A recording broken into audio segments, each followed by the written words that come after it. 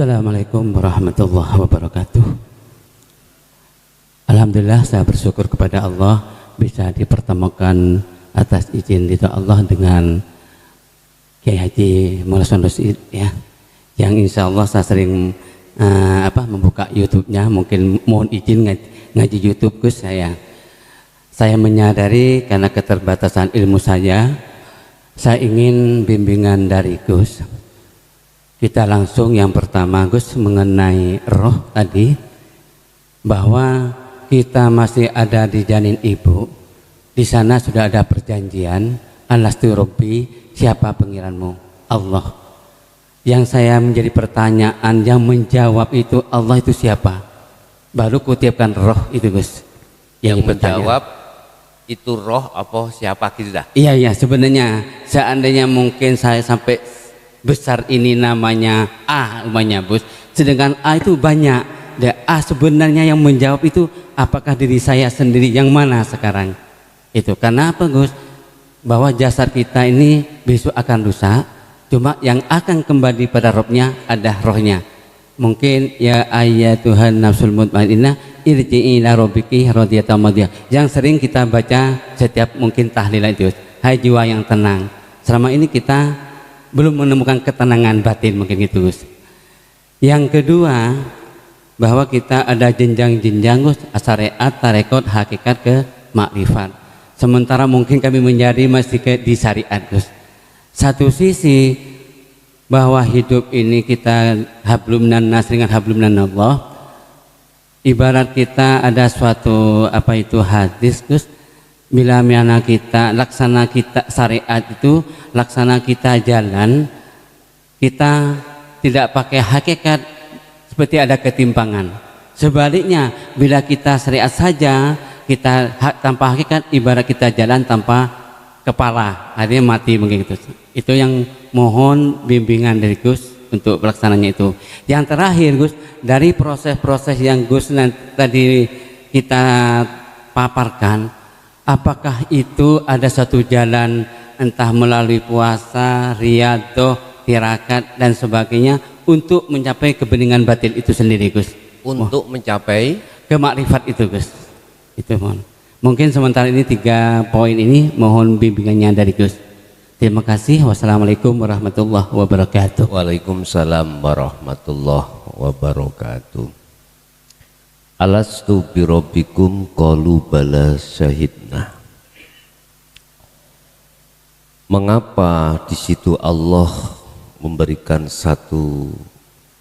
menulis satu perjanjian dengan arwah, ya, dengan arwah. Terus yang menjadi pertanyaan, siapa yang menjawab itu? Kita memakai kalimah wanafahtu itu dengan bahasa makna kholaktu dulu. Wanafahtu nek cara kita artikan kan kutiupkan rohku. Kalau jenengan langsung memakai makna iki, maka nggak seakan-akan ruh itu bagian daripada Allah. Oke, sebelum kita masuk di sini, kita harus memakai wanafaktu itu dengan makna kholaktu. Aku ciptakan. Berarti kalau aku ciptakan ada 2, kholik dengan makhluk. Iki syariat diterima. Syariat ini menerima. Berarti ruh itu bukan bagian dari Allah, tapi ruh itu di luar rangkaian dari Allah. Seperti halnya saya menciptakan bangku atau meja. Nggak ada unsur sama sekali perkara-perkara apa yang menjadi meja ini. Dari kayu tidak ada dari diri saya. Lem, paku, apapun itu, nggak ada unsur dari saya. Memakai kalimah kholaktu. Kalau saya menjawab dari pertanyaan jenengan tadi dari sudut pandang kholaktu, maka yang menjawab ruh itu adalah makhluk. Isinya jelas. Ya, jenengan adalah Tuhanku. Anta Robbi wa ana abduka. Saya jenengan Tuhanku dan saya adalah hambamu. Jelas nggih niki? Jelas. Maka itu bentuk aplikasinya kita secara syariat melakukan apa yang disebut dengan takwa. Meninggalkan larangan dan menjalankan perintah. Yes, iki di syariat sudah. Terus yang ditanya itu ruh. Bukan jasad. Bukan jasad. Ketika kita itu sudah masuk di zona balik, ruhaniyah kita sesuaikah dengan apa yang pernah dijanjikan oleh Allah terhadap ruhaniyah? Bahasa qalu bala syahidna itu menirukan alastu birabbikum, tentang ketuhanan Allah. Artinya ruhaniyah tidak boleh baik bercinta, mengabdi, menghambakan diri, menyembah selain daripada Allah itu tadi. Nggak boleh.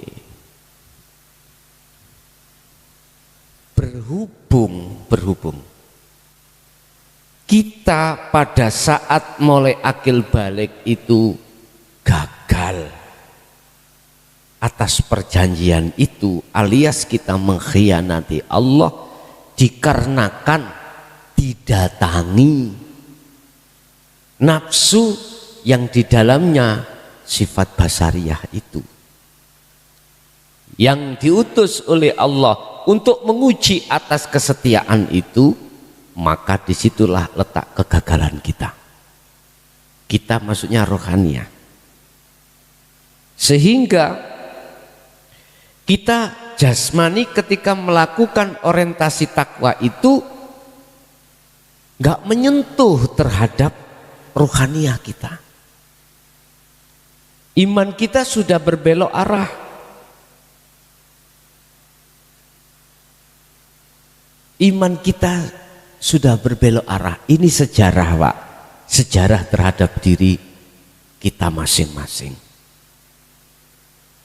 Ingat, setan dan tangan-tangan setan itu menjadikan kesenangan dunia itu sebagai pujaan ruhaniyah kita. Sehingga ruhaniyah kita hanya bergantung pada kesenangan dunia. Wa yastahibbunal hayatad dunya alal akhirah. Kalau ruhaniyah sudah dinini bubukkan nafsu lewat kesenangan dunia, maka laksana itulah Nabi Adam telah memakan buah huldi. Padahal Nabi Adam sudah berjanji untuk tidak mendekati buah huldi. Tidak jauh berbeda dengan kita. Ketika kita sudah dalam genggaman nafsu nafsiyah dan amarah, brosurnya nafsu nafsiyah dan amarah itu innan nafsala amaratum bisu, mengejak lalai terhadap Allah, terjadilah pada kita. Apapun yang dilakukan jasmaniyah takwa, ruhaniyah kita beriman tidak terhadap Allah sesungguhnya seperti itu. Contoh tadi, mengapa ruhaniyah kita beriman sesungguhnya yang menjadikan perubahan tanah dari atas ke bawah itu kok makhluk, yo air. Mengapa ruhaniyah kita nggak bisa tembus pada Allah? Iku persoalannya karena ruhaniah kita telah bercinta terhadap selain Allah. Tidak hanya itu, wa yasudduna an sabilillah. Ketika kita betul-betul ingin menghadap terhadap Allah di jalan Allah, selalu dihalang-halangi, Pak. Mohon maaf. Kita mau masuk di dunia hakikat untuk belajar. Nafsu atau iblis dengan tangan-tangan iblis itu menyerukan, menghalangi kita biar tidak berjalan di atas jalan Allah. Sehingga nafsu dalam diri kita membisikkan terhadap ruhaniyah bahwasanya ajaran dinul haq itu sesat. Lawang jelas yang menjadikan tanah longsor itu air, kok Allah? Dia menuduh menyerupakan Allah dengan wujudnya air. Gak paham. Pasti, Pak, ruhaniyah kita itu menolak. Dengan bimbingan-bimbingan dinul haq itu untuk mengarahkan ruhaniyah kepada iman yang benar. Wa yasudduna an sabilillah. Mereka akan menghalang-halangi kita. Menghalang-halangi kita. Dalihnya apa? Dalihnya akal. Kalau tidak ada air gak mungkin terjadi longsor. Itu dalihnya akal. Nafsu itu memakai dalih akal. Memakai dalih sebab akibat yaitu. Kita berdoa pada Allah, punya doa yang mandi, Pak, yang mandi. Karomah kita jos. Ada tamu datang. Kepingin dagangannya laris atau omsetnya naik. Menurut aku, kau baca ini, kau bawa yang ku berikan kau. Sungguh terjadi akan omset semakin baik, Anda semakin kaya. Kira-kira Anda tidak menghambakan diri terhadap saya? Itu pasti. Saya katakan, kamu jam 12 nanti malam harus membaca ini terus. Kalau tidak, saya enggak ngerti. Kau langgarlah. Akhirnya surut, Pak. Otomatis kau akan menuduh imannya itu terhadap diri aku, makhluk. Itu pasti. Bapak Ibu hadirin, kita sudah payah, sudah letih, Pak. Iman kita itu beserta terhadap selain Allah itu sudah letih banget, sudah payah kita sebetulnya. Tetapi oleh karena saking tebalnya penyakit di dalam diri kita akan menolak obat yang diberikan Allah. Syifaun wa rahmatun, syifaun syifaun apa terus sih?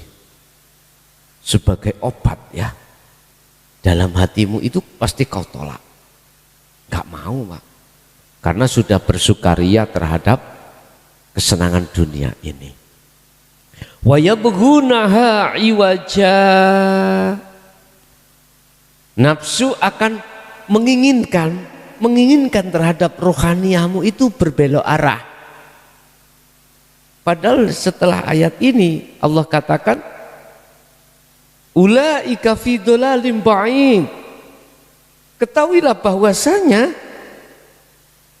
kau diplesetkan nafsu itu, nafsu dalam keadaan dia itu loh tersesat yang amat jauh.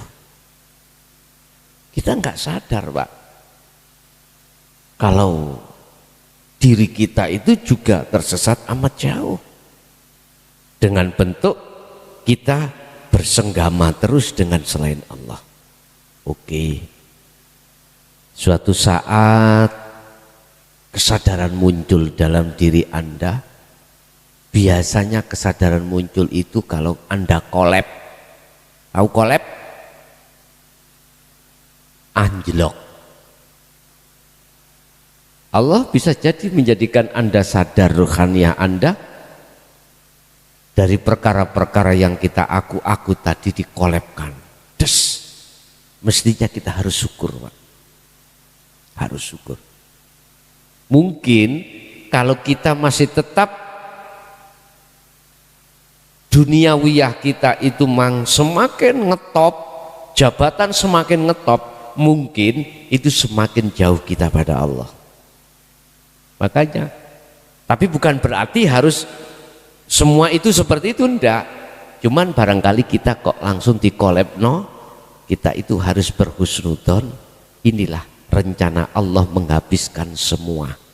Apa yang kumiliki diambil, itu supaya saya sadar. Kita harus seperti itu, Pak. Tatkala rohaniah itu sudah membuka pintu hatinya tentang ajaran dinul haq, tidak masuk di dalam ayat sawa'un alaihim ma'andardahum, bukan. Masuk dalam satu ayat mukminun, percaya. Akhirnya terjadilah satu pemahaman dan pengamalan dengan istiqomah. Ringkes kata, ketika ruhaniyah itu sudah dikatakan bisa kembali kepada Allah, maka bahasa kholaktu itu tidak berguna bagi Anda. Berguna wanafahtu, kutiupkan ruhku. Berarti bahasa ruhaniyah itu, mohon maaf, sudah tidak ada, yang ada hanyalah Allah. Inilah yang kumaksud bala syahidna di situ. Awal syahidna, akhir juga syahidna. Mestinya seperti itu. Bagaimana mungkin, mohon maaf, selain Allah bisa mengatur Allah, lawang selain Allah itu tidak ada. Bagaimana mungkin perkara yang tidak ada bisa mengatur yang ada? Bagaimana mungkin perkara yang tidak ada bisa melihat perkara yang tidak ada? Perkara yang ada, enggak mungkin. Berarti yang bisa melihat yang ada itu perkara yang ada. Itulah maksud daripada ahad itu di situ. Itulah maksud daripada makrifat ada di situ. Berarti siapa yang jawab bala syahidna tadi? Hidupnya sendiri. Yang melihat dan yang dilihat itu yang ada, bukan yang tidak ada. Jelas, Pak? Itu satu.